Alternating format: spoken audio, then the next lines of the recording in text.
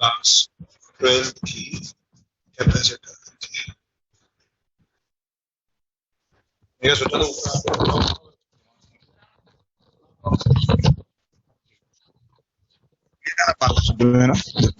Hello hello hello, एक second बेटा।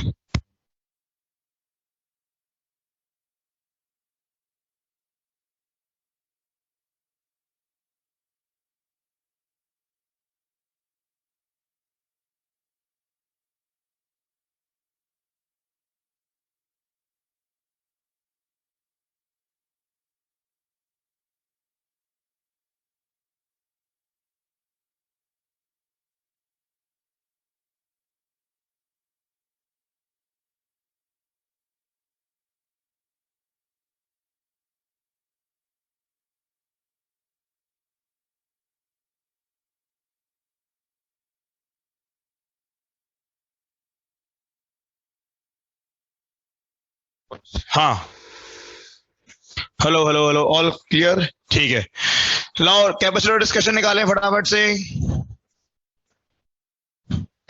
Capacitor exercise 1।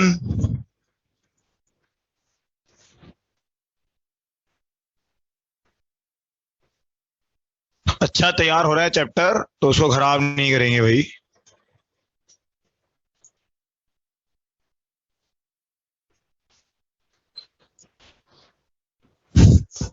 हाँ, जब सही सही चल रहा है, डिस्कशन प्रॉपर चल रहा है उस चैप्टर में, तो क्यों रोके हम।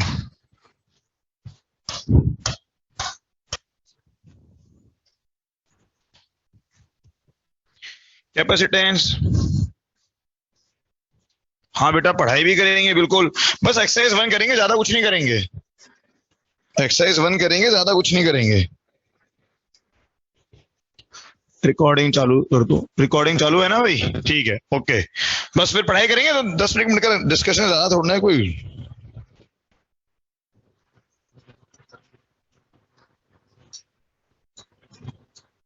एक्सरसाइज 1 से क्या ज्यादा पूछना है। स्टूडेंट बेटा अपने कैमरास ऑफ करें प्लीज। हाँ भाई, वो एग्जाम्पल बताना है क्या पेज 25 का? पेज 25 एग्जाम्पल 7 कोई पूछ रहा था, बुक मेथड एक्सप्लेन करना है क्या? हाँ, मेरा वीडियो पिन कर देता हूँ, बिल्कुल। चलो बताना है, वो एक्सप्लेन करना है। चलो देखो जरा क्या हो रहा है उसके अंदर, एक minute, let me open the sheet.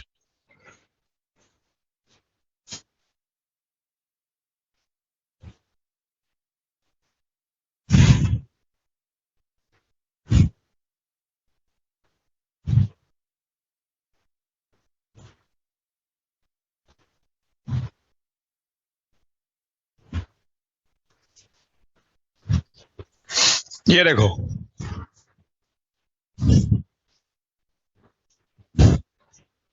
इसमें उसने बोला है आपको एक सॉलिड स्फीयर दे रखा है, ठीक है ना भाई? आपको एक दे रखा है सॉलिड स्फीयर। एग्जाम्पल 6 में तो शेल्स थे, इसमें पूरा सॉलिड स्फीयर है जो कि मेड अप ऑफ चार्जेस है। कहाँ गया एग्जाम्पल 7?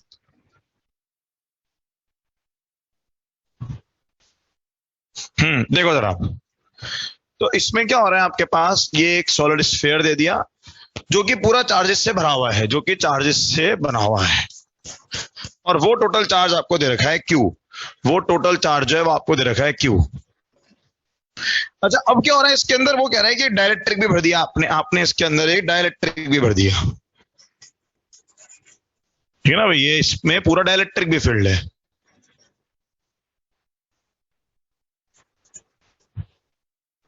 अच्छा, अब एक चीज हम सोचें, ठीक है, डाइलेक्ट्रिक भी फील्ड है। अब जरा हम सोचें तो पहली बात तो देखो, जो सरफेस पर पॉइंट है, सरफेस वाले पॉइंट पर जो पोटेंशियल आएगा वो किसके कारण आएगा? जो चार्ज फील्ड है उसी के कारण आएगा। अच्छा भाई, डायरेक्टर के अंदर क्या होगा? चार्ज का इंडक्शन होगा, डायरेक्टर में चार्ज का इंडक्शन होगा, पर नेट इंडक्शन तो जीरो होगा। तो पोटेंशियल एट सरफेस तो कितना आएगा? Q by 4 pi epsilon naught, radius क्या दिया है इसका? आर।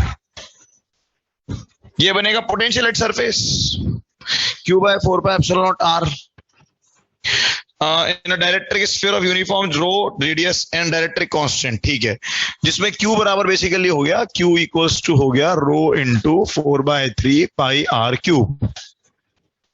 अच्छा, अब जरा ध्यान दें हम, अगर ये स्फीयर में वैक्यूम होता, इस स्फीयर में डायलेक्ट्रिक नहीं होता, ओनली चार्ज होता, ठीक है ना भाई, कोई डायलेक्ट्रिक नहीं होता, सिर्फ चार्ज होता, रो होता बस, नो डायलेक्ट्रिक, तो हम यहां पर क्या फील्ड लिखते हैं, हम इस पॉइंट पर फील्ड क्या लिखते हैं भाई, ये O पॉइंट सेंटर हो गया, मान लो इस P पॉइंट पे फील्ड क्या लिखते हैं हम, E एट P आता है रो r/3ε0।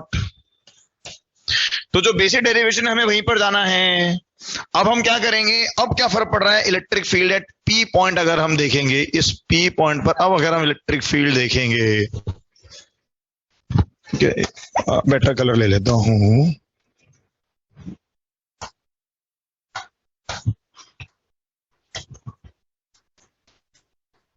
इस P पॉइंट पर अब अगर हम इलेक्ट्रिक फील्ड देखेंगे, तो इलेक्ट्रिक फील्ड एट P जो बनेगा वो बनेगा बेसिकली ρr/3ε0, उसने क्या दिया है, epsilon r, epsilon r is basically k। बस अब क्या करेंगे हम, Vp माइनस Vs, अब हम क्या फाइंड कर लेंगे, Vs माइनस Vp की फॉर्म E डॉट dr से, पोटेंशियल ज्यादा होगा बल्कि P पे ज्यादा होगा, पोटेंशियल बल्कि P पर ज्यादा होगा, तो Vp माइनस V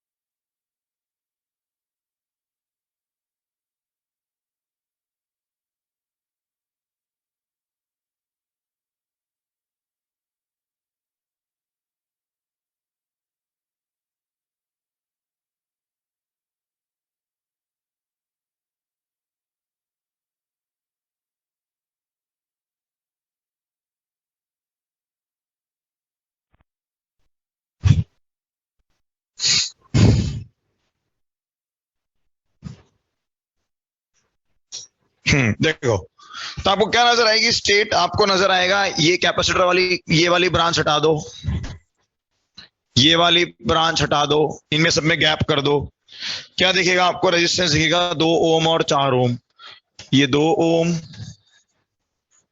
ये 4 ओम, इस वाले को मतलब है नहीं। अब फिर नीचे की तरफ क्या दिखेगा, नीचे की तरफ जब आएंगे हम, एक 6 ओम यहां पर भी लग रहा है, नीचे में क्या दिखेगा आपको, 12 वोल्ट की 2 बैटरियां हैं। तो पहले तो एक काम करो, इस 12 और 6 ओम वाले का इक्विवेलेंट निकाल लो, ये 12 वोल्ट और 6 ओम जो है इनका तो इक्विवेलेंट कर दो, तो ये वाला आपके पास बनेगा 12 वोल्ट का, और ये इक्विवेलेंट बनेगा 3 ओम, ये इक्विवेलेंट बैटरी करी है मैंने, 2 की जगह कर दी, दोनों बैटरी सिमिलर बिल्कुल पैरेलल में है, ठीक है ना भाई, 2 सिमिलर बैटरीज इन पैरेलल, तो इसको हटाया। अच्छा, अब आगे हम समझें तो क्या हुआ, नीचे और क्या बना सर्किट के अंदर, ये बन गया 2 और 4 ओम के और बने, ये बना आपके पास 2 ओम, ये वाला 4 ओम, थैंक यू सर, ये वाला 4 ओम, ठीक है। और फिर इधर से ब्रांच हटी हुई है, ये फिर से गैप है यहां पर,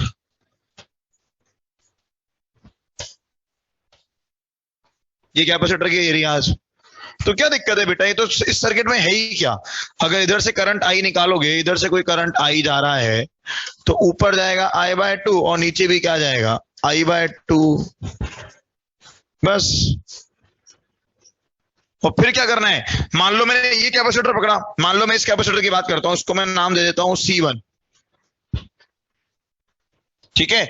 यहां पर आपके एक ब्रांच लगी हुई है, एक ब्रांच यहां लगी हुई है, हालांकि उसमें कोई करंट नहीं है, इस ब्रांच में कोई करंट तो जाएगा नहीं, बट क्या पता मुझे पड़ रहा है, मुझे potential across C1 is equal to what, potential across 2 ohm resistor. बेटा ये तो इजी सवाल था स्टडी स्टेट का, गलत बात है इस सवाल को पूछना।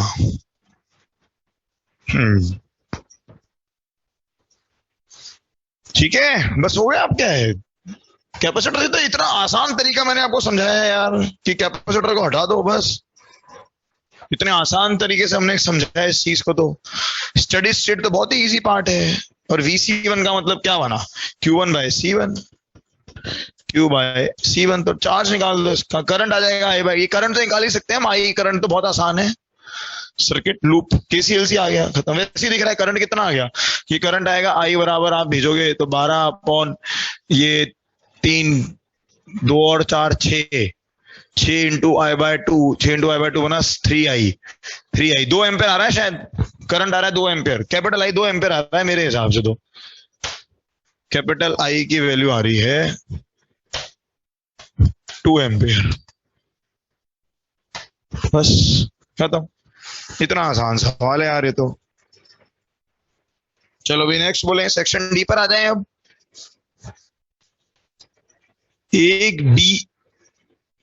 एक दे रखा है बेटा, एक कहाँ दिया है, उसने कहाँ पे पूछा है आपसे, coined through the wire AB, तो बेटा AB में तो 1 एम्पेयर ही आएगा ना, ये 2 एम्पेयर तो यहाँ है, इस AB में कितना आएगा, कैसी बातें करते हो यार, I/2, तो I/2 कितना आएगा, 1 एम्पेयर आएगा ना बेटा। ये तो इस ब्रांच में निकाला है मैंने, बैटरी वाली ब्रांच में निकाला है वो तो मैंने, कैसे कैसे सवाल करते हो यार। चलो सेक्शन डी पर चले भाई, ले लो स्क्रीनशॉट, लेना है तो स्क्रीनशॉट लो फटाफट से। ये ले लो SS, ये हो गया SS/DS1, screenshot discussion sheet 1, SS/DS2, screenshot discussion sheet 2, ठीक है। चलो हाँ भाई बोलो फटाफट, पार्ट 1 सेक्शन डी।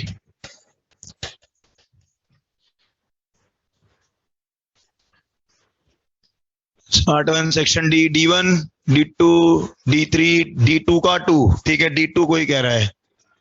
एक मिनट यार, अरे फिर ये सेक्शन E वाले को बाहर कर दूं क्या वही में, ऑब्वियसली ऑनलाइन में वैसे ही वो होता है, आप आगे आगे लिखते जाओगे, मैं थोड़ा देख पाऊंगा।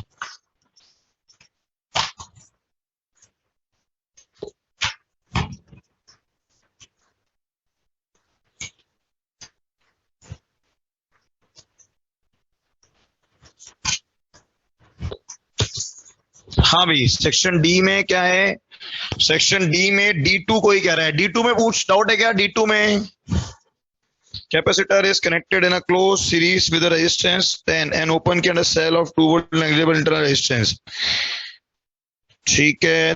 The time constant of the circuit, time of the change of steady state, if after completing charge the cell is shorted by 0 resistance at T, find the charge at T equal to, बेटा second D2 के second part के अंदर circuit ये बचेगा, capacitor लगा दो और एक R लगा दो, जो R गिवन है, गिवन R कितना है, गिवन R है 10⁻7 ohms।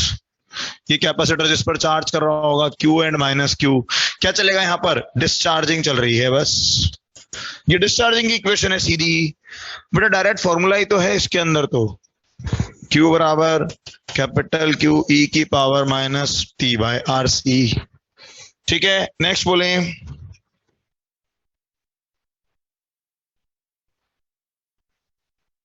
चलो हाँ भाई D5 तक कोई, अप टू D5,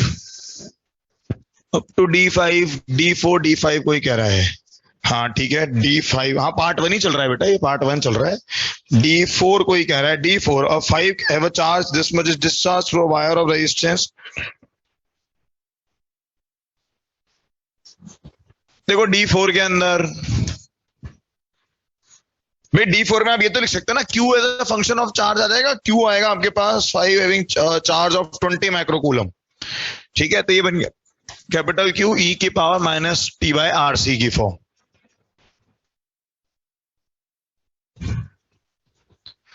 तो बेसिकली करंट क्या बना, करंट बनेगा आपके पास dq बाय dt। करंट की फॉर्म क्या आएगी भाई, करंट की फॉर्म आएगी, आप लिखेंगे तो करंट की फॉर्म आएगी क्यू ई की power minus T by R C. तो ये बनेगा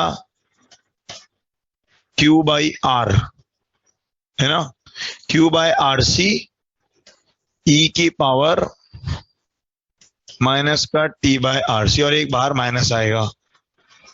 करंट भी क्या होता जाएगा आपका, कम होता जाएगा।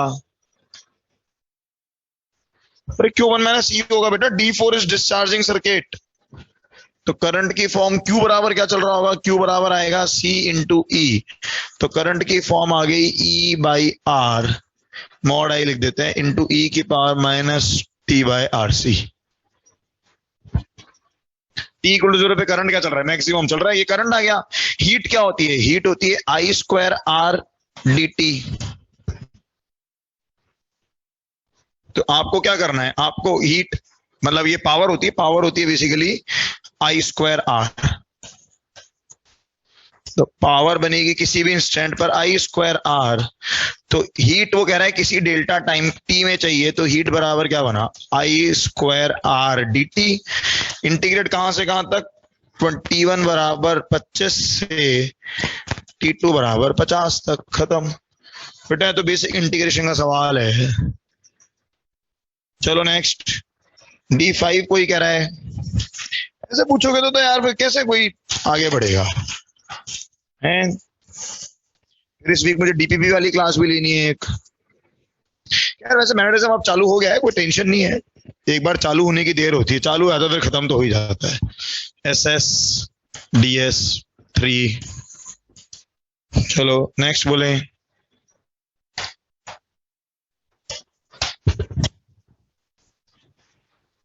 D5 क्या कह रहा है अभी, D5 में varying voltage applied to the clamps AB। ठीक है, such that voltage across the capacitor plates varies as shown in figure B। Very good, plot the time of voltage across the clamps CD।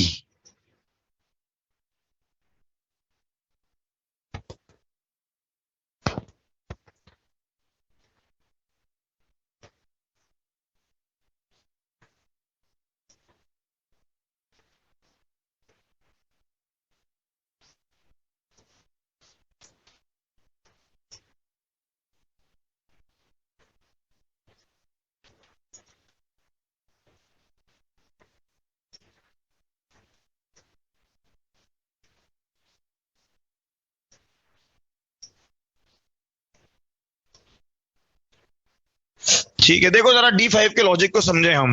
बेटा graph को study करना है। D5 का जो graph है, ये आपको ग्राफ दे रखा है वोल्टेज बिटवीन AB। तो ये बेसिकली सप्लाई वोल्टेज का ग्राफ है, ये है VAB या फिर V सप्लाई का ग्राफ।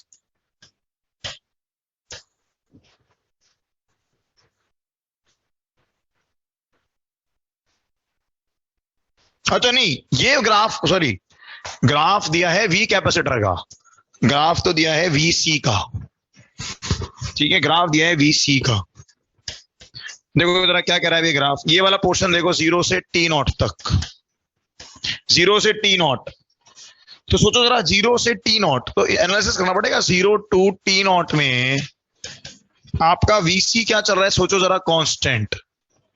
तो VC अगर कांस्टेंट है, इसका मतलब करंट क्या चल रहा है, 0। करंट 0 चल रहा है तो VR क्या बनेगा, 0। अरे हाँ के ना। फिर हम बात करें इसके अगले पोर्शन में, अगला पोर्शन बना आपके पास T0 से 2T0, T0 से 2T0 तक। तो T0 to 2T0, VC increases, तो वीसी इक्वल्स टू आपके पास कुछ फॉर्म आ रही है केटी की फॉर्म, लीनियरली इंक्रीज हो रहा है, वीसी लीनियरली इंक्रीज हो रहा है, केटी की फॉर्म आ रही है कुछ, वीसी होता है क्यू बाय सी, यानी कि अगर हम करंट देखेंगे तो करंट की फॉर्म क्या बनेगी, करंट बनेगा D Q by D T, current होता है D Q by D T, तो करंट की वैल्यू क्या आ रही है, करंट की वैल्यू आएगी सी, इधर ले जाओ, के इंटू सी की form which is a constant, तो करंट क्या चल रहा है, कांस्टेंट चल रहा है, तो दिस इंप्लाइज वी आर की वैल्यू क्या आएगी, आई आर, वो भी क्या हो जाएगी, कांस्टेंट। बस इस तरह से प्लॉट करते जाओ वी आर की वैल्यू, समझ में आ गया क्या लॉजिक, बस आगे बढ़ जाएंगे अब। ओके नेक्स्ट बोले SS-DS4,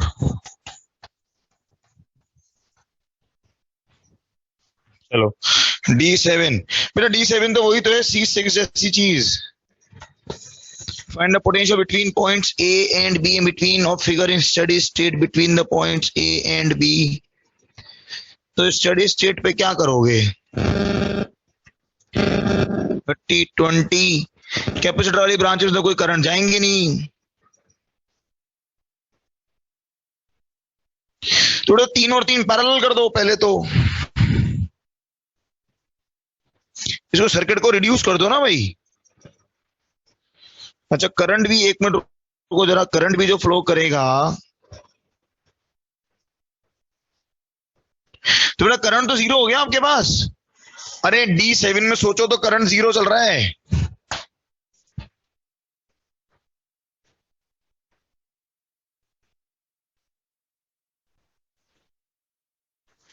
D7 में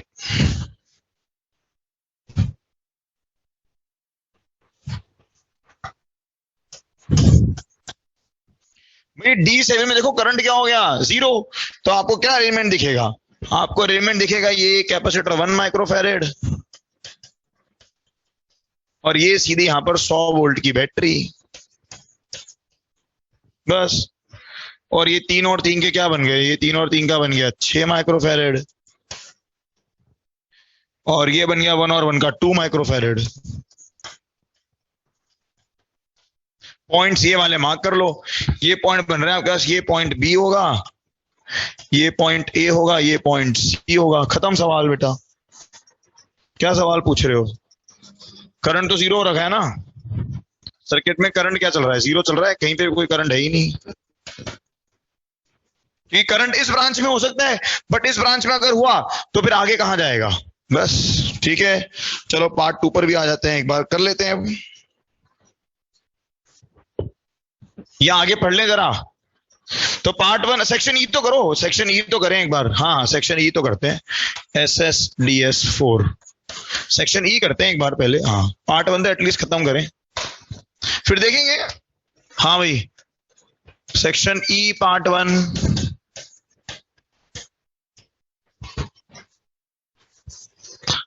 जिनसे फर्स्ट एक्सरसाइज 1 आराम से हो रही है वो कॉन्फिडेंट रहे हैं कि भैया मीन्स में 12th का मतलब है 50% सवाल तो आपके बहुत इजीली हो गए, सेक्शन ई बहुत बड़ा है, हाँ यार टाइम तो लगेगा, सही कह रहे हो बेटा, चलो फिर इसको छोड़ते हैं, ठीक है, लीव इट, हाँ टाइम लगेगा, सही कह रहे हो।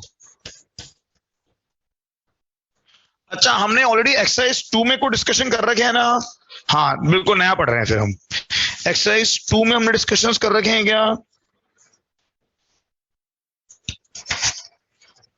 एक्सरसाइज 2 में हमने काफी डिस्कशन तो कर रखे हैं ऑलरेडी, हाँ काफी कुछ कर रखे हैं हमने ऑलरेडी, तो ज्यादा तो नहीं है अब। एक्सरसाइज 2 में पार्ट 1, पार्ट 2 और पार्ट 3, हाँ तीनों से डिस्कशन हो रखे हैं हमारे, थोड़े थोड़े तो ही रखे हैं, ठीक है ना, हाँ ठीक है।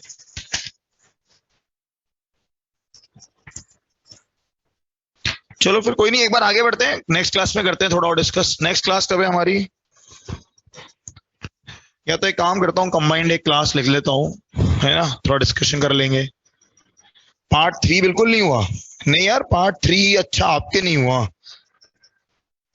ऑफलाइन में, एक मिनट जरा मुझे बता दो, एक मिनट रुको बता दो जरा, एक्सरसाइज 2 में क्या डिस्कशन हुआ है, एक्सरसाइज 2 में डिस्कशन, एनी डिस्कशन जो मैं कर चुका हूं, जो मैं कर चुका हूं पार्ट वन में कहां तक के हो गए हैं?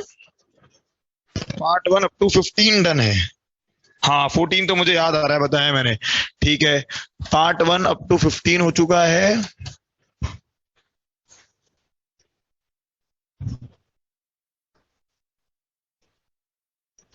नहीं चिंता मत करो, क्लास को कंपनसेट करके ले लेंगे। मैंने 5 लगवाई है तो 5 की क्लास इसीलिए कि एक क्लास डिस्कशन में कन्वर्ट कर दूंगा मैं। चिंता मत करो। पार्ट वन अप टू 15 है। पार्ट टू कहां तक हुआ है? पार्ट टू हुआ है क्या डिस्कशन कुछ?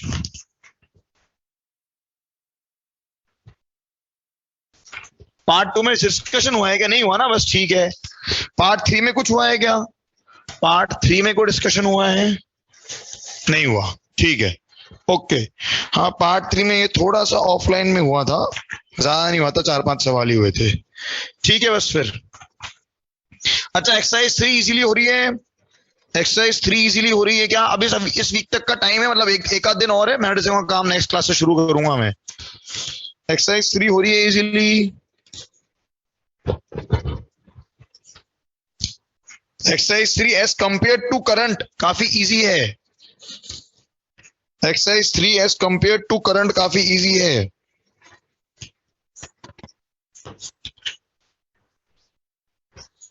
थोड़ा ढंग से करोगे तो सारे सवाल हो जाएंगे। एक्सरसाइज 3 मेरे हिसाब से आप एडवांस वाली में से 12 में से 9 तो कर सकते हैं बड़े आराम से। एक तो एरर का सवाल है तो उसको तो मैं मानता ही नहीं, उसको हटा दें हम, तो आप 8 सवाल आउट ऑफ 11 तो इजीली कर सकते हैं। 8 आउट ऑफ 11 तो इजीली हो जाएंगे। ठीक है ना भाई?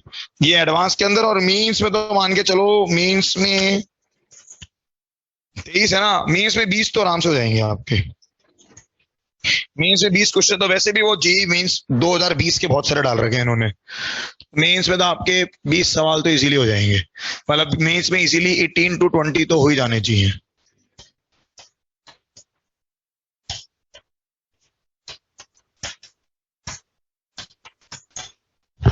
ठीक है, इतने तो हो रहे हैं। एक्सरसाइज 2 भी, वो तो एक्सरसाइज 2 तो चलो फिर भी एक थोड़ा अच्छा, वो एक डिफरेंट वो होता है, बट एक्सरसाइज 3 हमें जज करती है। एक्सरसाइज 3 इज टू जज योरसेल्फ। एक्सरसाइज 3 इज टू जज योरसेल्फ। अपने आप को जज भी तो करोगे ना यार।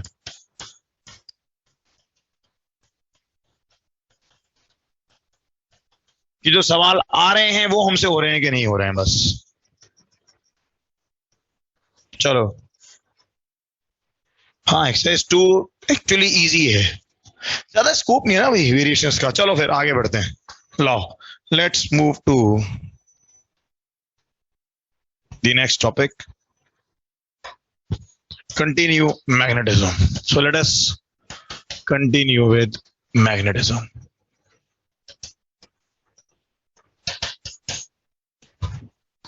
रखते हैं, बता दूंगा मैं जल्दी। अच्छा अगर मॉर्निंग टाइम में ऑनलाइन क्लास रखे तो कोई दिक्कत तो नहीं है? अगर मॉर्निंग टाइम में एक्स्ट्रा क्लास एक रख ली जाए, ऑब्वियसली इन्फॉर्म में एक दिन पहले कर दूंगा इन्फॉर्म। अरे वो ऑफलाइन ऑनलाइन दोनों का कंबाइंड रखूंगा डिस्कशन। बेटा स्कूल है का तो कोई इलाज नहीं है फिर।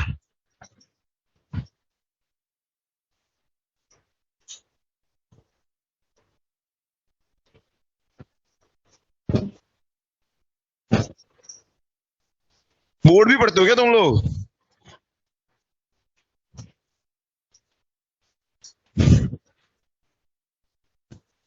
पता नहीं यार, बोर्ड बोर्ड का तो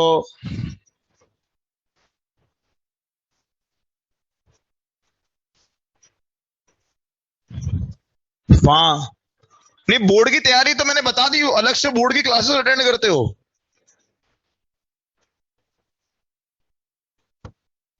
चलो देखता हूं, मैं एक टाइम निकालता हूं।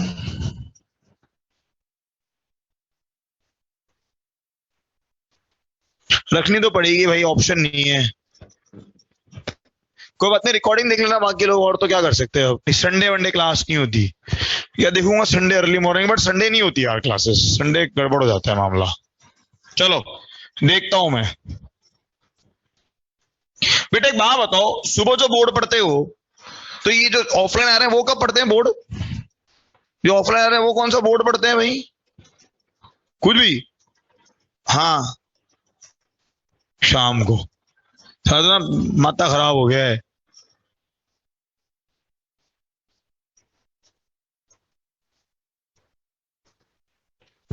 बोर्ड की तैयारी, बोर्ड की भी क्लासेस अटेंड करोगे क्या यार? जितना तरीका, इतना अच्छा तरीका बताया तैयारी करने का, उसको छोड़ के क्या? तुम्हारी मर्जी। एनीवेज, चलो हम तो आगे बढ़े हैं। वो तो कुछ हो नहीं सकता। बस तो होगी तो होगी, वो तो खैर कुछ उसका इलाज नहीं है। या ऐसा टाइम चुनता हूँ जो तुम्हें दिक्कत नहीं करे। चलो। हाँ मुझे पता है बोर्ड की रेजोनेंस की क्लासेस है। ठीक है, कर लूंगा बात, एक दिन इन्फॉर्म करवा दूंगा। ठीक है, चलो।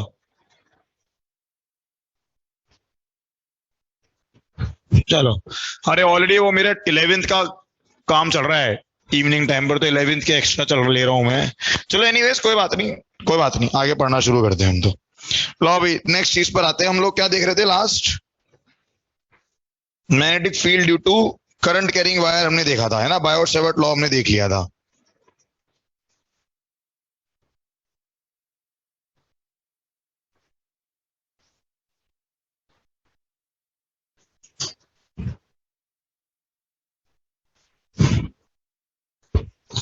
चलो। हाँ, तो हमने बायो सेवर्ट लॉ करा था ड्यू टू अ एलिमेंट, जिसमें हमने आई डी एल के कारण फील्ड निकाला था। चलो नेक्स्ट आपके पास है magnetic field due to a straight wire. Obviously straight wire having current, carrying current या हैविंग करंट, ऑब्वियस सी बात है ना भाई, बिना करंट के तो कोई मतलब है ही नहीं। Carrying current I.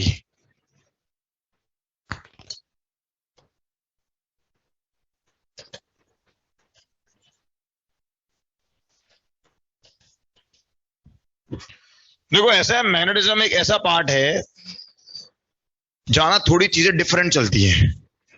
तो ठीक है, एक क्लास हो गई आज की क्लास से, नेक्स्ट क्लास में भी हम थोड़ा डिस्कशन करेंगे, हो सकता है थोड़ा मैग्नेटिज्म आगे पूरा मैग्नेटिज्म करा दूं। हाँ बिल्कुल, इलेक्ट्रो जैसा चीजें की फीलिंग है, बट डायरेक्शन एक अलग चीज होती है। तो इसको स्टार्टिंग से टाइम देते हुए चले हम बिल्कुल बढ़िया से। तो 2 लेक्चर के अंदर तो हम बहुत कुछ इसके अंदर आगे सीख चुके होंगे। चलो ये देखो जरा, तो क्या हो रहा है आपके पास, ये एक वायर ले लो आप, जिसमें कोई करंट आई फ्लो कर रहा है। कहाँ फील्ड निकालना है आपको? इस पॉइंट पी पे फील्ड निकालना है, जो कि यहां से आर दूरी पर है। हाँ भाई, कैसे करें? क्या ले लें? एक एलिमेंट ले लेते हैं। तो यहां पर हमने एक एलिमेंट ले लिया। तो एलिमेंट कहां लिया हमने? एक एलिमेंट ले लिया यहां से वाई दूरी पर ले लिया, ये डी वाई एलिमेंट। और ये डी वाई एलिमेंट जो है ये यहां से एट एन एंगल थीटा दिख रहा है। भी पोजिशन तो डिफाइन करनी पड़ेगी ना उसकी। ठीक है, तो ये जो एलिमेंट बना आपके पास, करंट एलिमेंट अगर मैं लिखूंगा तो करंट एलिमेंट क्या बन गया अभी? एक तरह से करंट एलिमेंट क्या बन गया? करंट एलिमेंट बन जाएगा आई इंटू डी वाई। ठीक है, चलो। इसके कारण अगर मैं फील्ड देखता हूं, इस एलिमेंट के कारण, तो ये आर वेक्टर, ये बनेगा आपके पास आर वेक्टर इस तरह से। ये एरो इंपॉर्टेंट है, एरो पोजिशन वेक्टर पी का। कहां निकाल रहे हैं हम? At P. At P find करना है आपको due to straight wire at P. At P. तो देखना जरा, पहले तो मैग्नेटिक फील्ड का डायरेक्शन किधर आ रहा है? मैग्नेटिक फील्ड का डायरेक्शन किधर आ रहा है? DL cross R. तो डीबी कहां आ रहा है? देखो जरा, अंदर की तरफ आ रहा है। तो वो डीबी जब हम निकालेंगे तो डीबी कहां आ रहा है? इनसाइड आ रहा है। और क्या वैल्यू आएगी डीबी की? डीबी की वैल्यू आएगी, तो डायरेक्शन तो आ गया, mu naught by 4 pi I into DL cross R. तो डीएल क्रॉस आर में ये वाला एंगल पकड़े जरा, कितना बना? ये एंगल क्या बनेगा? ये बनेगा 90 माइनस थीटा, ये बनेगा 90 डिग्री प्लस थीटा। तो साइन 90 प्लस थीटा, तो ये बना साइन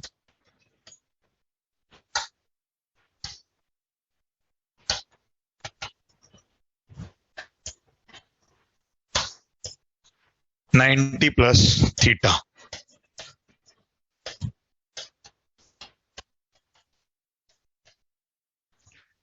ठीक है, इंटू डी वाई अपॉन, जरा बताना डिस्टेंस कौन सी डालूं?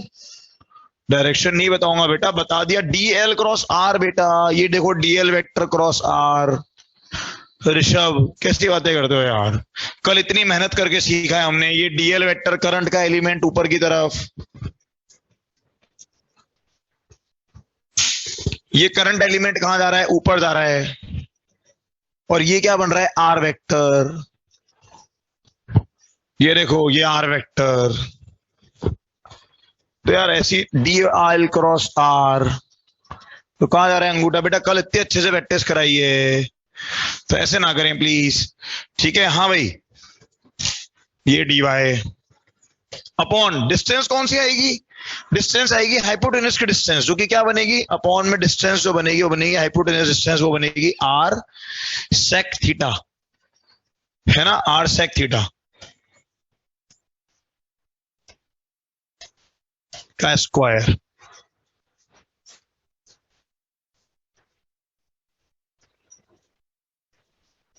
नहीं क्यों लिखेंगे बेटा, जब मुझे तो सही, रुको बता रहा हूं, होल्ड करो एक मिनट, जरा वेट करो। हेलो, अच्छा अब जरा देखिए हम, तो वायर की वैल्यू क्या ले? अच्छा एक और चीज, वायर भी फाइनाइट लेंथ का है हमारे पास, वायर जो है वो फाइनाइट लेंथ का है। तो फाइनाइट लेंथ के वायर का मतलब क्या बना भाई? वायर जो है फाइनाइट लेंथ का है, तो वायर की लेंथ आप यूं दिखा सकते हैं, वायर की लेंथ आप इस तरह से दिखा सकते हैं कि भी एक तरह से ये वाला एंगल हम मान लें φ1, और ये वाला एंगल आपके पास बन जाएगा φ2।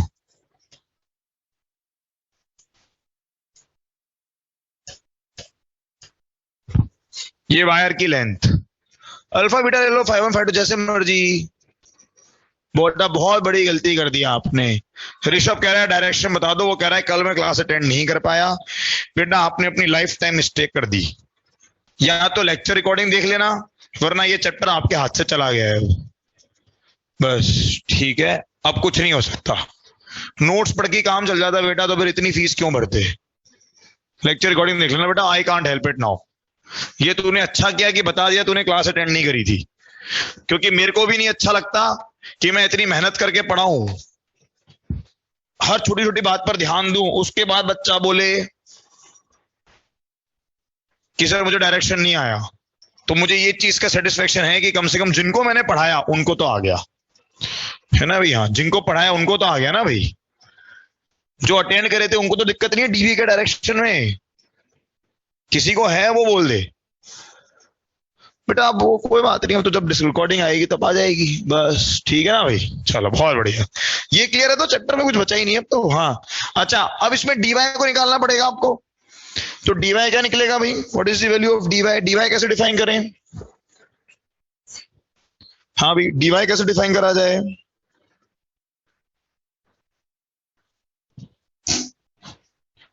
हाँ बिल्कुल, डीवाई को क्या लिख सकते हैं हम? देखो जरा, वाई बराबर आप लिख सकते हैं are tan theta.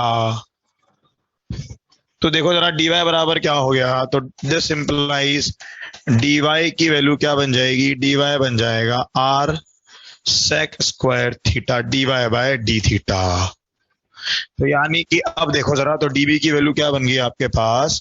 So dB की वैल्यू आपके पास बन जाएगी mu naught by 4 pi R sec square theta बनेगा, ये बनेगा current I, sine 90 theta is cos theta, DY की जगह डाला आर सेक स्क्वायर थीटा, तो यहां बच गया डी थीटा।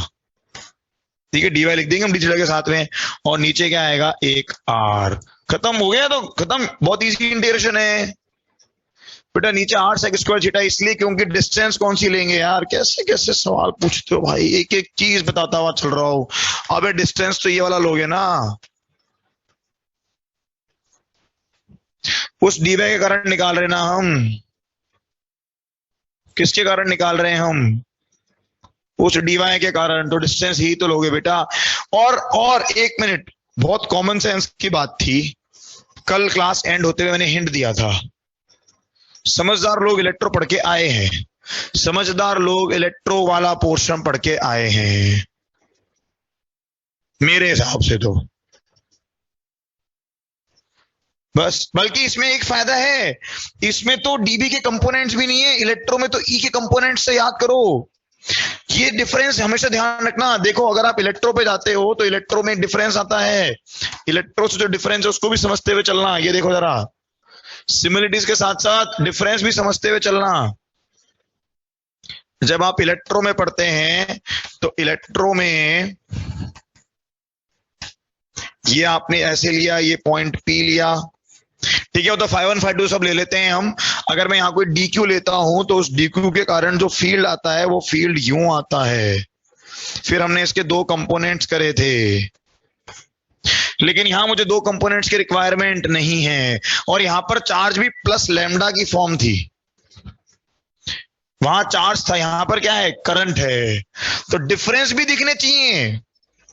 यहां पर मुझे कोई कंपोनेंट की रिक्वायरमेंट नहीं है, सीधा बी निकाल दो। अब तो कोई बड़ी बात है ही नहीं, बी निकाल दे बस, खत्म,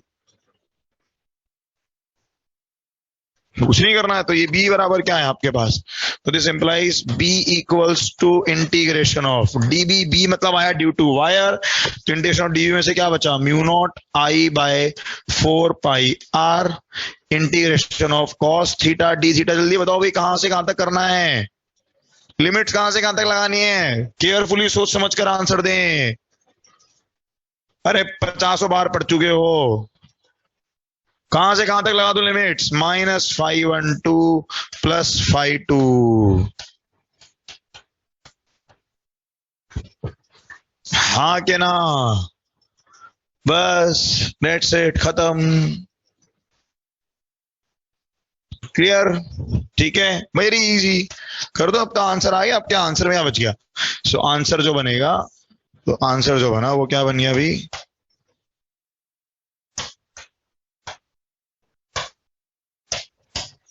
तो आंसर आ गया आपके पास mu naught I upon 4 pi R. ध्यान रखना आर कौन सी दूरी है, आर ये परपेंडिकुलर डिस्टेंस है, आर ये परपेंडिकुलर डिस्टेंस है, ठीक है ना भाई। तो mu naught I by 4 pi R,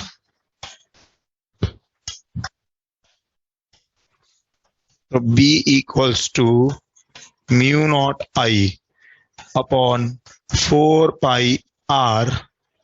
क्या बचेगा भाई, cos थीटा का integration is cos theta, integration difference sin theta is cos theta, sin theta. तो ये बचेगा sin phi 2 प्लस का sin phi 1, बस खत्म, sin phi 2 plus sin phi 1। अब जरा देख लेते हैं इस पर क्या क्वेश्चंस पूछे जाते हैं। स्क्रीन शॉट 1 ले लें, ये स्क्रीन शॉट 1।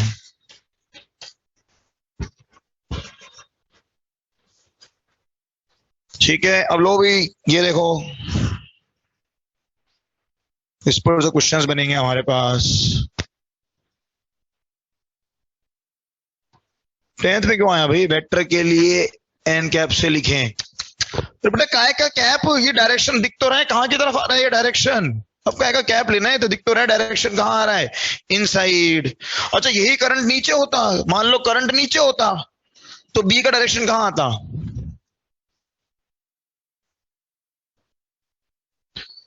बस खत्म। हाँ बेटा आर ये डिस्टेंस है ना, R is the distance between, ये वाला डिस्टेंस है आर। इतना अच्छे से दिख तो रहा है यार, ये perpendicular distance, R is this perpendicular distance. फिर ऐसे क्या कर रहे हो, चलो नेक्स्ट, ठीक है भाई। ये देखो हम लोग इसके एप्लीकेशंस वगैरह देख लेते हैं, एक आध दो सम एप्लीकेशंस।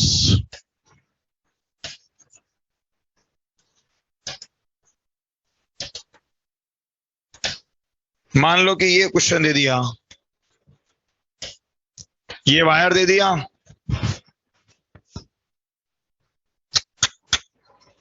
बेटा अमित सिंगल पढ़ाने देना है यार मेरे को, मैं सब बता दूंगा। डायरेक्शन स्क्रू रूल और वेक्टर रूल एक ही तो होता है, डीएल क्रॉस आर। स्क्रू भी तो यही होता है, राइट हैंड स्क्रू रूल। और क्या होता है, जब स्क्रू घुमाते हो, ये घुमा रहे हो तो अंदर जा रहा है, ऐसे घुमा रहे हो तो कहां आ रहा है, बाहर आ रहा है, तो डीएल क्रॉस आर। क्या है यार, टाइम वेस्ट वाली बातें।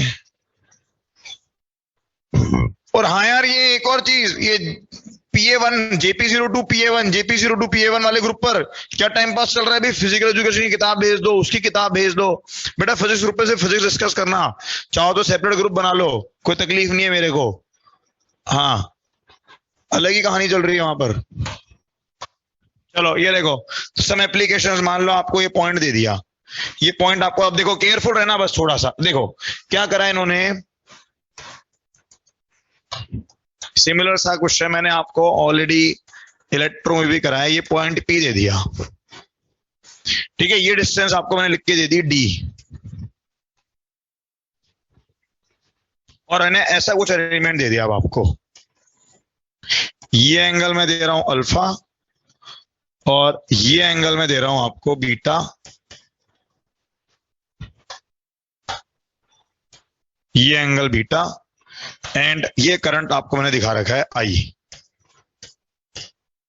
ऊपर दिखा दिया, कोई बात नहीं। तो मैग्नेटिक फील्ड इधर की तरफ आएगा, नो डाउट। क्या आएगा मैग्नेटिक फील्ड एट P कितना होगा? ये बनेगा म्यू नॉट I अपॉन 4 पाई।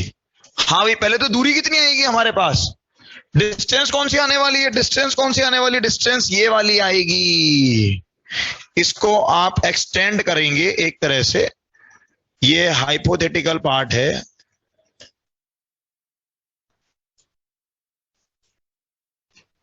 तो ये डिस्टेंस क्या बनेगी, डिस्टेंस बनेगी D cos अल्फा, ये डिस्टेंस बनेगी D cos अल्फा। ये R बनेगा एक तरह से, this is your R, this R equals to D cos alpha. तो यहां क्या आएगा, 4 पाई D cos अल्फा। हाँ भी, इनटू, कंपेयर करें जरा फॉर्मूला यहां से, phi2 और phi1 से कंपेयर करें। हाँ भाई, phi2 और phi1 से कंपेयर करें तो क्या आएगा आपके पास, phi2 phi1 से कंपेयर करें तो phi2 तो कितना बन गया, अल्फा प्लस बीटा, और phi1 कितना बन रहा है, अगर कंपेयर करते हो तो आपके पास एक तरह से पिछले वाले से कंपेयर करूं तो phi2 बन रहा है alpha plus beta, and phi1 की वैल्यू बन रही है माइनस अल्फा, phi1 बनेगा माइनस अल्फा। तो क्या आएगा यहां पर आंसर, ये बनेगा sine of alpha plus beta minus sine alpha. This could be your method 1, this could be method 1। एक और मेथड पर अगर हम जाएं, अगर हम मेथड 2 देखना चाहें तो मेथड 2 क्या कर सकते हो आप, जब आप लिमिट लगाओगे, limit cos theta d theta, तो बेटा तब भी लिमिट कहां से कहां लगा दो, देखो जरा इस केस में लिमिट कहां से कहां लगेगी, लिमिट लगेगी अल्फा से अल्फा प्लस बीटा, बाकी सब कुछ तो सेम है, अल्फा से अल्फा प्लस बीटा लिमिट लगेगी। वायर शुरू ही कहां से कहां हो रहा है, ये वायर यहीं से यहीं तो एग्जिस्ट कर रहा है, वायर है ही यहां से यहां तक, बस इस पॉइंट से इस पॉइंट तक ही तो है वायर, खत्म, ठीक है, ओके। और मेथड 3 क्या हो सकता है, मेथड 3 क्या हो सकता है भाई, मेथड 3 क्या लगा सकते हैं हम,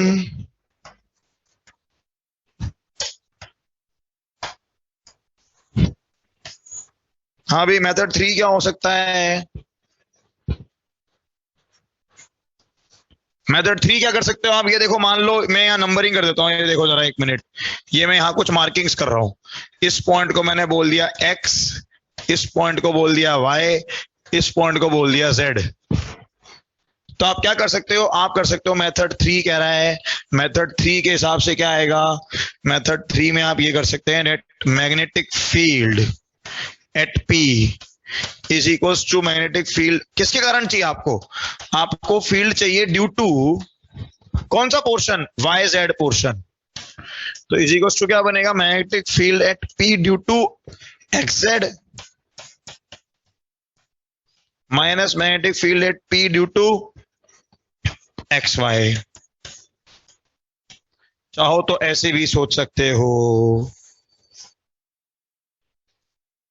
हाँ बेटा बात एक ही है, बात एक ही है बिल्कुल, वो मेथड 2 और कुछ नहीं है। देखो ना, लिमिट्स क्या लगाई थी आपने, लिमिट्स क्या लगाई थी, लिमिट्स लगाई थी आपने -phi1 से phi2, -φ1 से φ2 लिमिट्स लगाई थी। तो ये देखो ना क्या करा हमने मेथड 2 में, वो φ1 को माइनस अल्फा तो ये अल्फा आ गया और φ2 अल्फा प्लस बीटा हो गया। जैसे मर्जी सोच रहा हूँ सोच सकते हो यार। स्क्रीनशॉट 2। मेरा पर्पस तो वही चीजें समझाते हुए चलना है, डायरेक्शन, फॉर्मूले का यूज, ये सब समझ में आता जाए बस। मैग्नेटिज्म का काम एक और लेक्चर है, सिर्फ तब तक नहीं दे रहा हूं मैं, उसके बाद आगे बढ़ना पड़ेगा हमें बस। हाँ और कुछ नहीं है तो वही चीज। अरे ठीक है, जिसको जैसे कंफर्टेबल हो जाए वो वैसे समझते हुए चले। लिमिट्स आती है तो लिमिट्स पे बात कर ले, जैसे जिसको समझ में आए, क्या फर्क पड़ रहा है। हाँ ऐसे भी देख सकते हो बेटा, φ1 की वैल्यू, कोई दिक्कत नहीं है, देख सकते हो, कोई प्रॉब्लम नहीं है। चलो नेक्स्ट देखो भाई।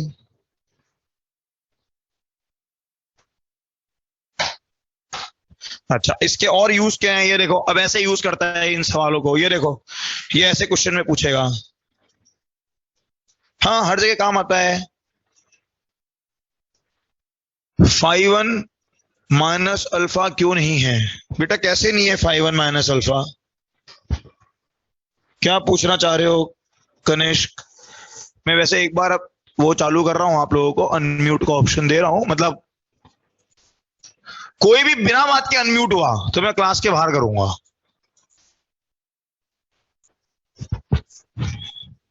हाँ बेटा, क्या φ1 ये कंपेयर करना बेटा यहां से φ1 को, तो ये φ1 नीचे की तरफ था, अभी ऊपर है, ये वाला एंगल बन रहा है φ1, तो φ1 की वैल्यू माइनस अल्फा ही तो आएगी बेटा। क्यों नहीं है, क्यों नहीं है मतलब माइनस अल्फा ही तो है φ1 की वैल्यू। ये क्या था सवाल हुआ, क्यों नहीं है, सही तो लिखा है, ये माइनस दिख तो रहा है इतना अच्छा ब्लैक कलर का। चलो ठीक है, ये लो भाई नेक्स्ट।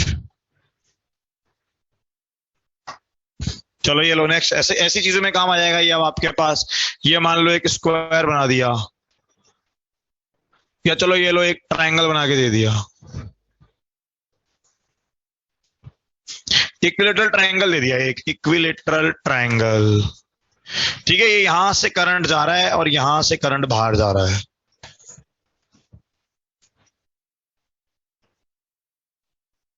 अरे यार फिर वही बात बेटा, इन्फिनिट कराया थोड़ा भी मैंने।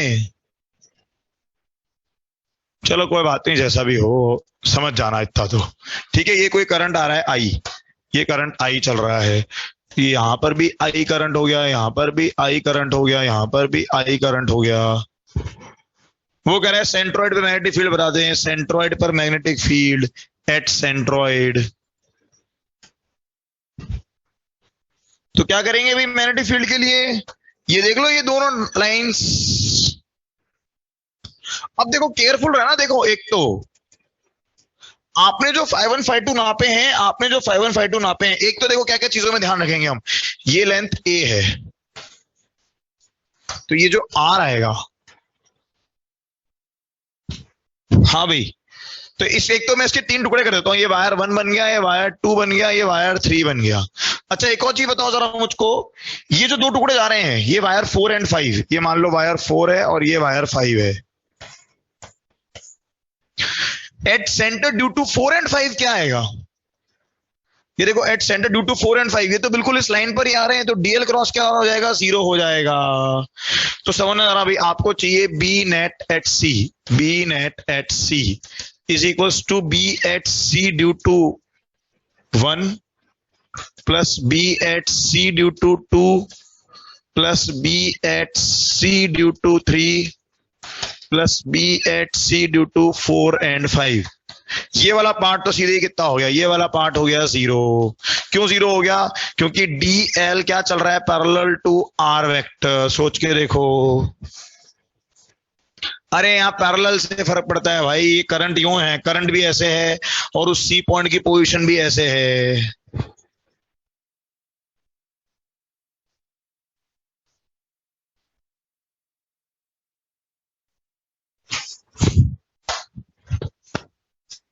ठीक है, अच्छा बाकी अगर हम बात करें, अब ये देखो जरा B1 B2 B3 के मैग्नीट्यूड सेम आएंगे, ये तीनों सेम होंगे, ये और ये तीनों इक्वल होंगे, ये तीनों क्या होंगे, इक्वल होंगे, and in same direction, they all will be equal and in same direction.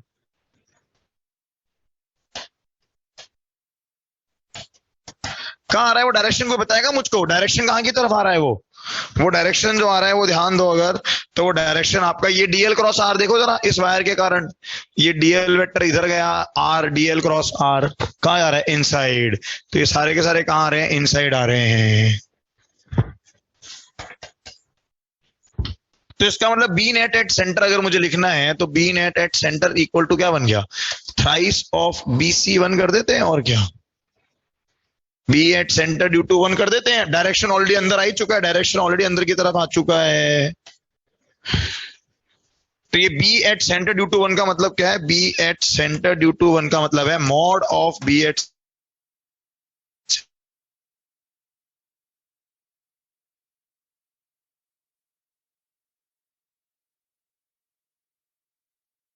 ये एंगल बनेगा 30 डिग्रीज। तो क्या बनेगा, आर की वैल्यू कितनी बनेगी, आर बनेगा, ये लेंथ आएगी एल ए बाय टू, ये लेंथ है ए बाय टू,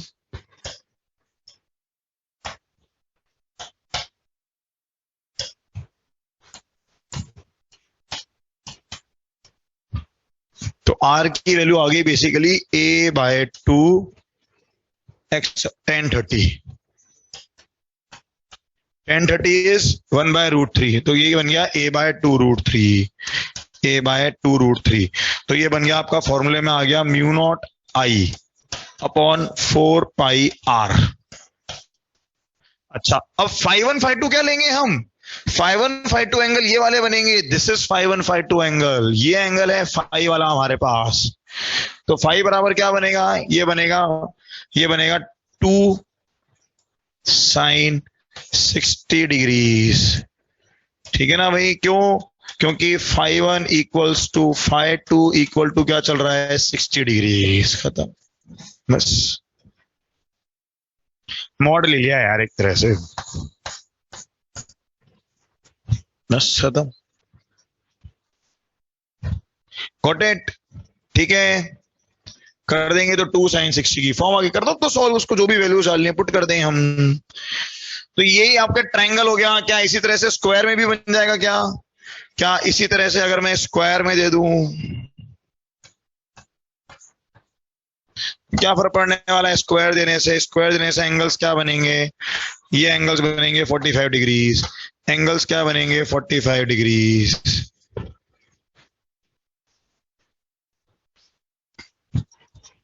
ठीक है, उसमें चार बनेंगे, ये फर्क पड़ेगा।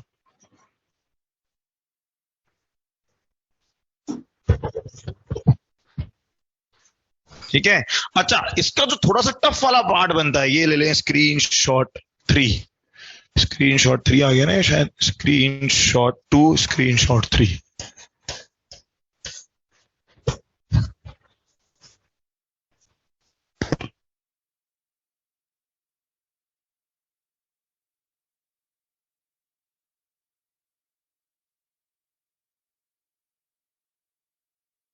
करंट जा रहा है, किसी ने मुझसे यहां point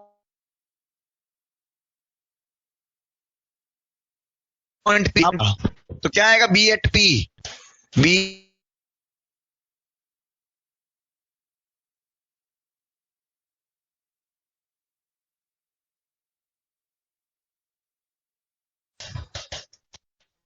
dl parallel to r vector implies dl cross r equals to 0।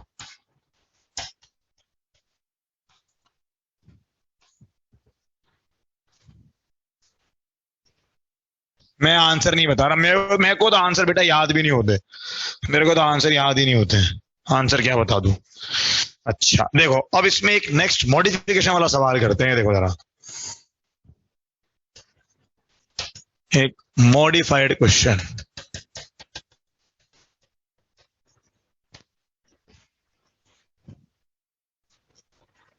देखो थोड़ा सा मॉडिफाइड, यहां पर देखो क्या था, इन 3 सवालों में अब तक आप ध्यान दो तो जहां से करंट आ रहा है वहीं से करंट बाहर जा रहा है, जहां से करंट आया है वहीं से करंट बाहर जा रहा है, ध्यान दो जरा। अच्छा अच्छा, एक और चीज, ये जो 3 सवाल आपने करे, ठीक है ना भाई, ये जो आपने, सपोज इनको मैं 1 2 3 बोल देता हूँ, इनको मैं नंबरिंग कर देता हूँ। ये क्वेश्चन 1 हो गया एक तरह से, मान लो 1 2, ठीक है, और ये आपके पास 3। देखो इन सब में करंट जहां से है वहीं से बाहर गया, एक तो ये चीज हो रही है।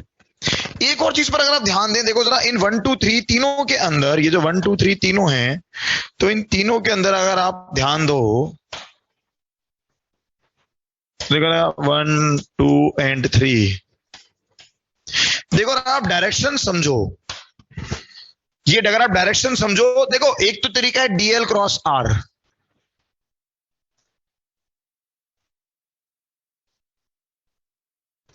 देखो direction, direction of B vector, direction of magnetic field, ये देखो ना जरा, अगर आप अपनी उंगलियों को करंट के साथ साथ घुमाओ, हिंट दे रहा हूं मैं फिलहाल, हाँ ये देखो, अगर आप अपनी उंगलियों को करंट के साथ घुमाते हो,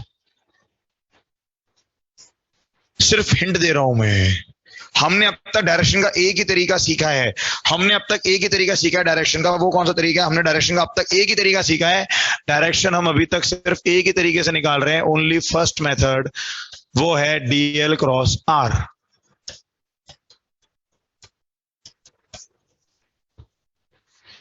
ठीक है, ये सिर्फ सेकंड का हिंट है, ये सिर्फ अभी मैंने आपको सेकंड मेथड का हिंट दिया है, अपने आप कोशिश करनी है। नहीं बेटा, वो तो अंदर तो आ ही रही है, बट सोचो ना जरा, ये देखो करंट के साथ साथ यही करंट सोचो उल्टा घूम रहा होता, यही करंट उल्टा घूम रहा होता, तो फील्ड कहां आता? बाहर आता। तो क्या कर सकते हो, देखो इसके साथ उंगलियां घुमाओ, हिंट दी है मैंने, सिर्फ हिंट दी है मैंने, सिर्फ हिंट दी है, हाँ लूप के अंदर, direction of B due to loop की हिंट दी है, ड्यू टू लूप, सिर्फ हिंट दी है मैंने। डीएल क्रॉस आर तो चल ही रहा है, डीएल क्रॉस आर में तो कोई प्रॉब्लम है ही नहीं, ठीक है ना भाई। चलो अभी मॉडिफाइड क्वेश्चन में ध्यान दो जरा, ये देखो मॉडिफाइड क्वेश्चन क्या आया, अब की बार क्या कर रहा है, ये मान लो स्क्वायर शेप बॉडी ले ली, स्क्वायर शेप वायर ले लिया, स्क्वायर शेप ले लिया,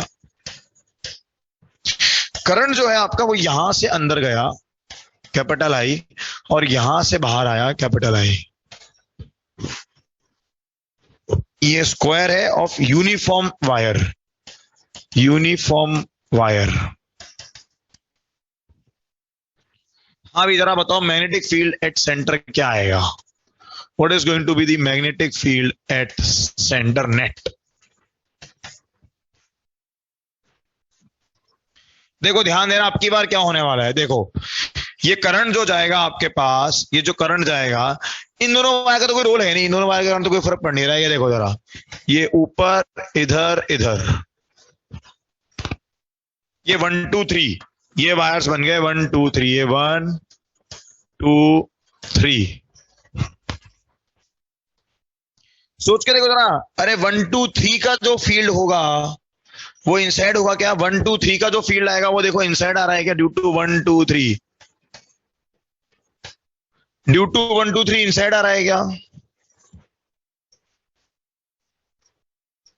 अच्छा बच्चा चौथा वायर, ये देखो चौथा वायर, चौथे वायर में करंट यूं जाएगा, चौथे वायर में करंट यूं जाएगा, देखो चौथे वाले का फील्ड का आ रहा है, बाहर आ रहा है, चौथे वाले का फील्ड तो ये फोर्थ, तो फोर्थ का जो फील्ड आ रहा है वो बाहर आ रहा है।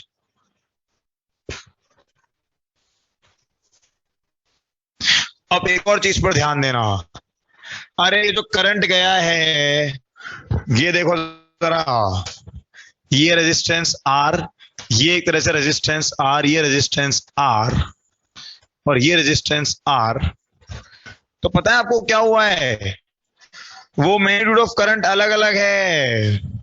अगर इस वाले में करंट जाएगा स्मॉल आई, तो यहां करंट जाएगा 3I। सोच के देखो, उन तीनों में आई जाएगा तो इसमें जाएगा 3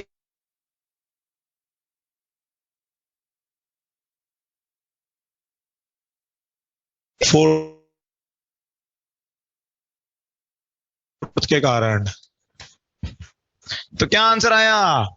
आंसर क्या आ गया? सोचो जरा, आंसर क्या आ गया? 0। कैलकुलेट करके देख लो भाई। तीनों वायर का इंडिविजुअल तो सेम ही होगा भाई, तीनों वायर्स के लिए सेम एंगल बन रहे हैं बिल्कुल। तो यहां 3 टाइम्स करोगे किसका? आई का। तो बेसिकली क्या हो रहा है आपके पास, ये जो आई है बेसिकली कितना है? आई एक्चुअली कितना होगा? आई की वैल्यू होगी I/4। इस आई की वैल्यू आएगी I/4। बिल्कुल, जितना फील्ड इनसाइड होगा उतना ही कहां होगा? बाहर की तरफ होगा। तो नेट क्या हो गया? 0। क्लियर है क्या भाई?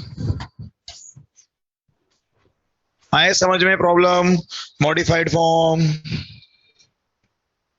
ठीक है, बढ़े आगे। Screenshot 3, screenshot 4।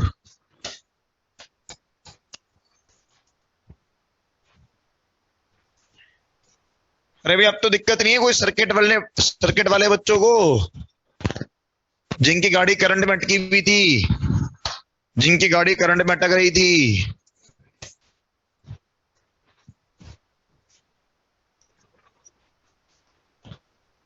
चलो बढ़े आगे। 1 मिनट जरा पानी पी लें भाई।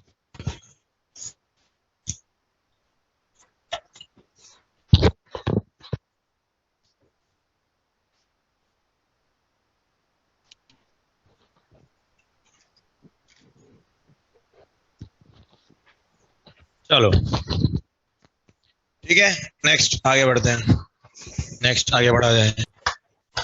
पहला बना semi infinite wire.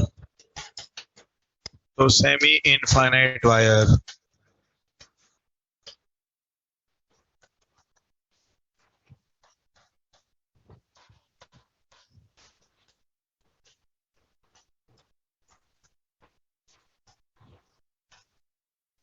Semi infinite wire में क्या हुआ भाई? ये φ1 तो कितना बन गया? 0।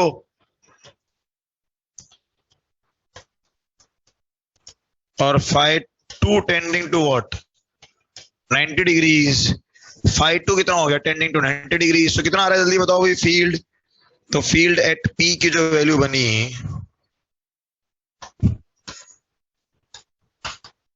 अभी मैग्नेटिक फील्ड एट P क्या बना?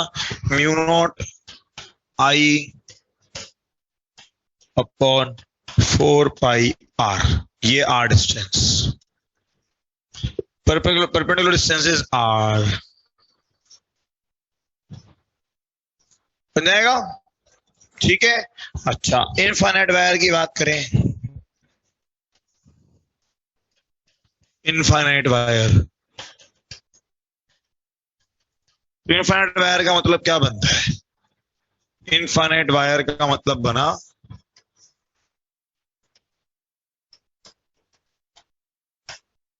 कि दोनों ही एंगल्स जो हैं φ2 tending to 90 and φ1 also tending to 90 plus. ठीक है ना भाई? अच्छा, हर केस में देखो फील्ड का डायरेक्शन क्या है? फील्ड का डायरेक्शन इसमें भी अंदर आ रहा है और यहां पर भी फील्ड का डायरेक्शन क्या आ रहा है? इनसाइड ही आ रहा है भी। करंट के साथ में देख लो, बस करंट के अकॉर्डिंगली देख लो। VL cross R same direction लेते हुए चल रहा हूं मैं।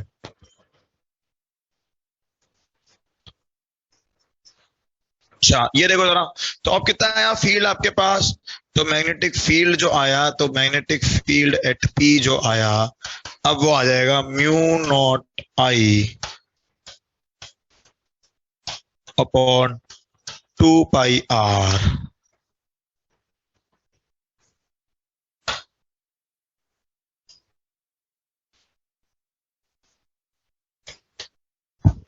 Mu naught I upon 2πr। हाँ, सेमी का डबल कर दो और क्या।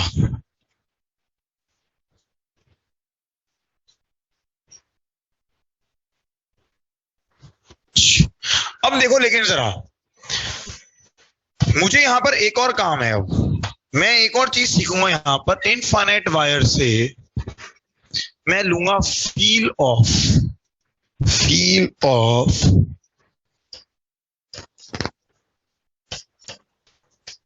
Magnetic field lines and direction of B vector. Field of magnetic field lines and direction of B vector. देखो जरा क्या सीखेंगे हम यहां पर, बड़ी इंटरेस्टिंग चीज है। ये देखो, ये जब आप वायर ले रहे हो, ये वायर एक इनफाइनाइट वायर आई, ठीक है, ये देखना जरा आप, हाँ बिल्कुल, ये देखो जरा, ये पॉइंट P1, ये कोई पॉइंट P1, जरा देखना इस P1 पर फील्ड कहां आ रहा है, इस P1 पर फील्ड कहां आ रहा है, इसे अंदर आ रहा है क्या, P1 पर फील्ड अंदर जा रहा है, dl क्रॉस r करेंगे। अच्छा, इधर मैंने मान लो पॉइंट लिया P1 डैश, यहां मैं पॉइंट लेता हूं P1 डैश। देखो यहां पर फील्ड किधर आ रहा है, यहां पर फील्ड किधर आ रहा है, बाहर आ रहा है, ये B लिख रहे हैं हम, B1 B1।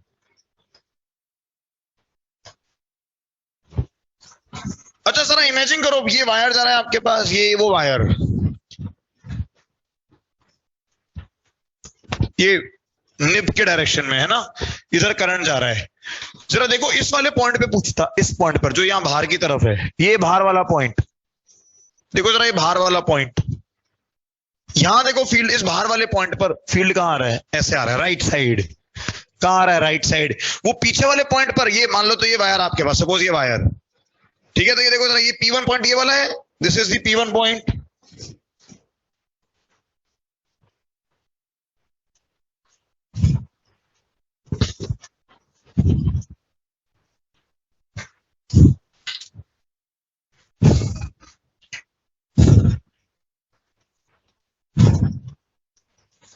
ये वो वायर, ये ब्लू कैप देखो जरा, ये ब्लू कैप देखो, ब्लू कैप कौन सा पॉइंट है, P1, रेड कैप कौन सा पॉइंट है, P1 डैश, रेड से बाहर आ रहा है और ब्लू से कहां जा रहा है, अंदर जा रहा है, ठीक है, दिख रहा है, समझ में आ रहा है, रेड पॉइंट क्या चल रहा है,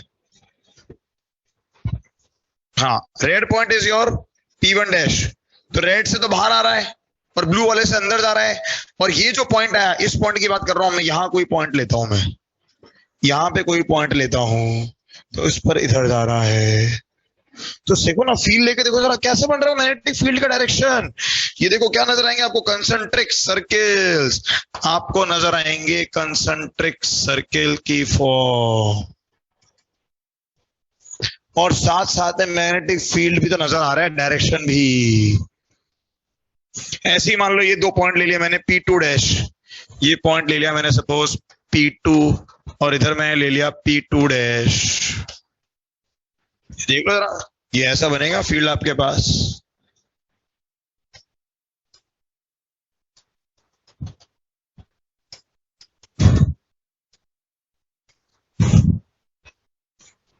बन रहा है ऐसे कंसंट्रिक सर्किल्स जैसे।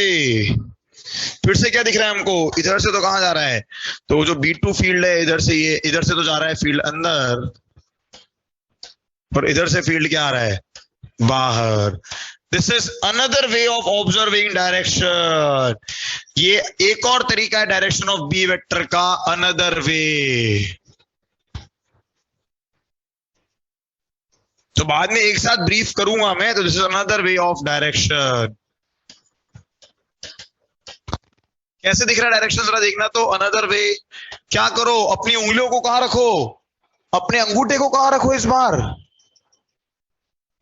फाइनाइट में भी वर्क करता रहे बेटा, क्यों नहीं कर रहा, अंगूठे को कहां रखोगे, अलोंग करंट। तो ये अनदर वे क्या कह रहा है, अनदर वे क्या कह रहा है, अनदर वे क्या कह रहा है कि भैया कहां रखोगे, थंब अलोंग। ये कह रहा है कि भैया ये करंट जा रहा है आपके पास, ये करंट जा रहा है, तो अपना जो थंब है, तो थंब तो आपने रखा इसके अलोंग, और फिर क्या करोगे, फिंगर्स को कर्ल करोगे, बिल्कुल, तो फिंगर जब कर्ल करेंगी तो ये डायग्राम, थंब अलोंग करंट। दिख रहे हैं सारे मेथड्स। अरे यार वो तो मैं एक एक वायर पढ़ा रहा हूँ ना बेटा, वो तो सुपर पोजिशन हो जाएगा। बेटा मैं कोई नाम से नहीं पढ़ाता है, ये भी डीएल क्रॉस आर ही है, वही डीएल क्रॉस आर। वो एक मेथड था, इसको आप चाहो तो मेथड 2 के नाम से लिख सकते हैं, आप चाहें तो इसको मेथड 2 लिख सकते हैं। इसमें आप क्या कर रहे हैं, थंब अलोंग करंट, तो ये थंब जो है आपका अलोंग करंट है, तो थंब अलोंग करंट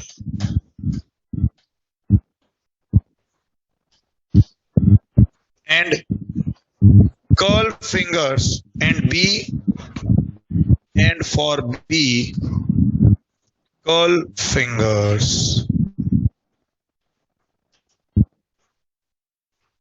बस खत्म, अपने आप दिख जाएगी चीज।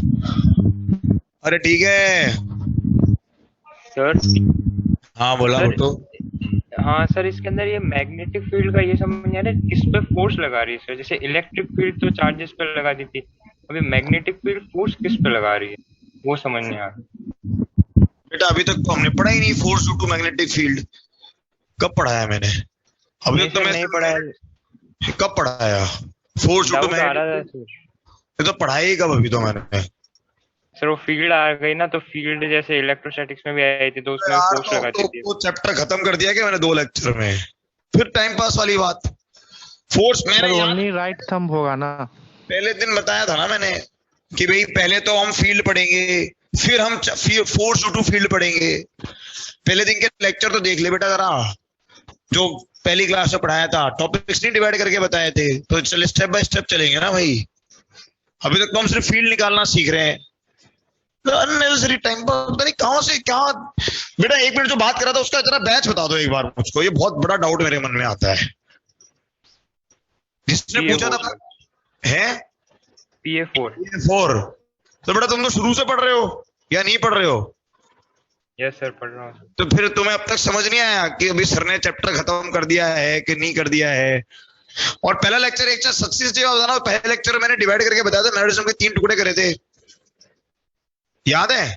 कैपेसिटर के एंड में वो अटेंड किया था लेक्चर। Yes sir. अच्छा, तो उसमें कहीं लिखा था मैंने फोर्स? जी सर। क्या लिखा था उस फोर्स में, जरा देखना, पढ़ के बताना कॉपी में, देख क्या लिखा था उसमें। फोर्स ऑन अ, देख कॉपी पढ़ के जरा, देखा कॉपी नोट्स बना रहे ना बेटा, देख पलट जरा पहला पेज मैग्नेटिज्म का, मैं भी देखो जरा कि कितना अच्छे से पढ़ते हो तुम। Moving charges. हाँ लिखा है ना फोर्स, और पहले पार्ट में क्या लिखा है, मैग्नेटिक फील्ड। और जब चैप्टर चालू किया मैंने क्या बोला, पहले हमने इलेक्ट्रोकूलम लॉ से चालू किया था कि कूलम्स लॉ फेमिलियर था, फिर फील्ड डिफाइन किया, लेकिन अब फील्ड क्योंकि इलेक्ट्रिक फील्ड आता है तो पहले मैग्नेटिक फील्ड पढ़ेंगे और फिर उसके कारण फोर्स निकालना सीखेंगे। सिस्टमेटिक चलता है यार, बिल्कुल कोई वो नहीं है।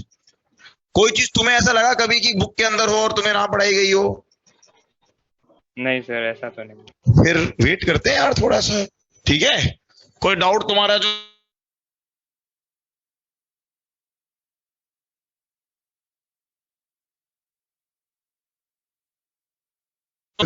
तो वेट करें यार,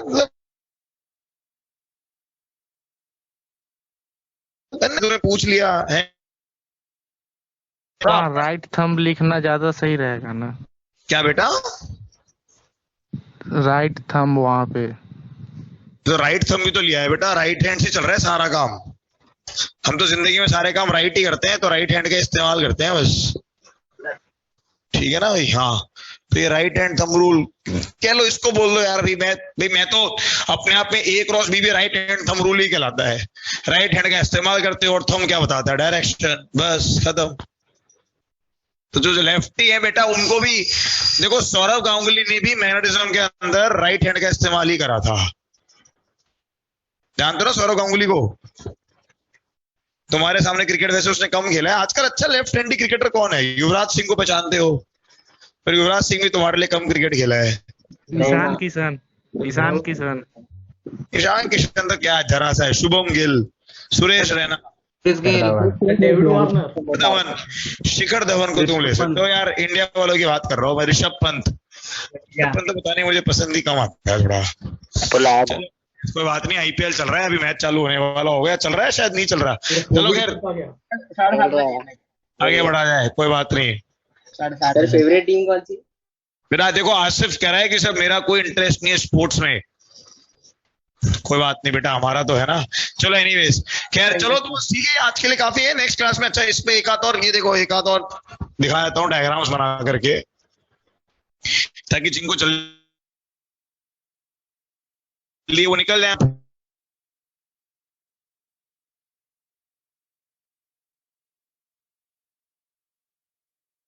तो अगली अच्छा है, 2 मिनट है, कोई बात नहीं। ये देखो, मान लो कि हमारे पास ये जो करंट होता वो यूं जा रहा होता, अब जरा इमेजिन करना, ये देखो करंट ऐसे जा रहा होता, ऐसे करंट होता। जल्दी बताओ जरा, मैग्नेटिक फील्ड कैसे बनती? ये देखो मैग्नेटिक फील्ड कैसे बनता, इस तरह से बनते। यहां से फील्ड क्या होता, यहां से फील्ड जा रहा होता अंदर, और यहां से फील्ड क्या आ रहा होता, बाहर। समझ रहे हैं हम बात को? मान लो कि करंट जो होता वो कुछ ऐसा होता। ये देखो करंट ऐसे जा रहा है अंदर की तरफ, करंट अंदर जा रहा है, अब की बार करंट अंदर है, ठीक है। जरा बताना तो इस पॉइंट पर फील्ड किधर बनाऊं, इस पॉइंट पर फील्ड किधर, इस ऑरेंज पॉइंट पर फील्ड किधर बनेगा? जल्दी बताओ, इस ऑरेंज पॉइंट पे फील्ड किधर की तरफ बनाऊं? ऊपर आएगा, बिल्कुल इस पर फील्ड आ रहा है ऊपर। और ये ग्रीन पॉइंट अगर मैं यहां लेता हूं, ये देखो इस ग्रीन पॉइंट पे कहां बनाऊं फील्ड? नीचे। देखो जरा अपने आप सर्कल्स कैसे बन रहे हैं, ये देखो ये बनेगा आपके पास सर्किल।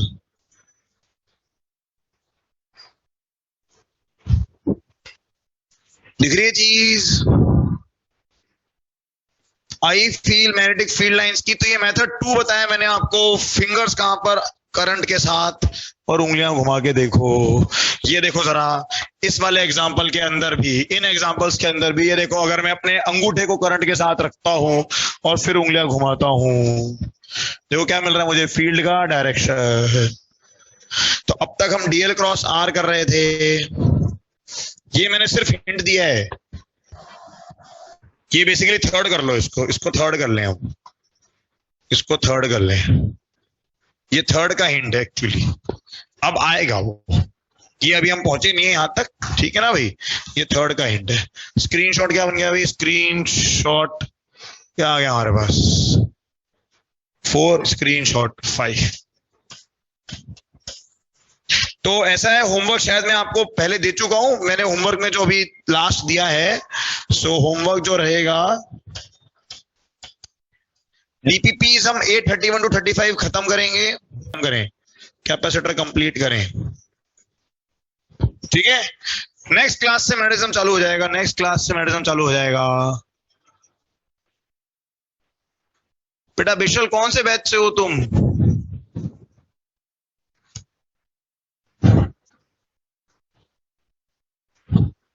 कौन सा वाला PA1? आगे का तो लिख उसके।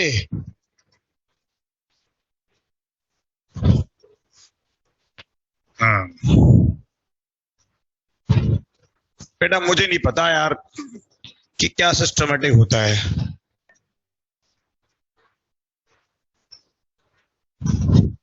I have a different style of teaching, मेरा स्टाइल ऑफ टीचिंग तो बहुत डिफरेंट है भाई।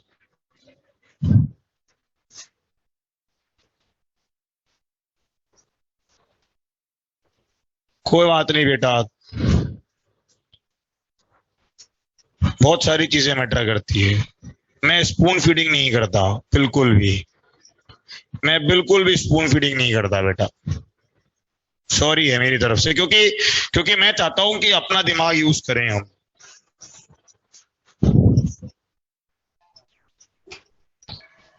पहली बात तो, एक तो जो लोग मुझे व्हाट्सएप पर पर्सनल मैसेज कर रहे हैं वो रेडी हो जाए ब्लॉक होने के लिए। मैंने बहुत क्लियर बोला है, जिसको भी डाउट है अपने ग्रुप पर ही भेजो बस।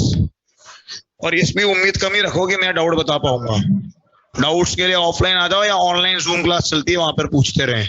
रेगुलर का तो खत्म होती नहीं है। चलो भाई क्लास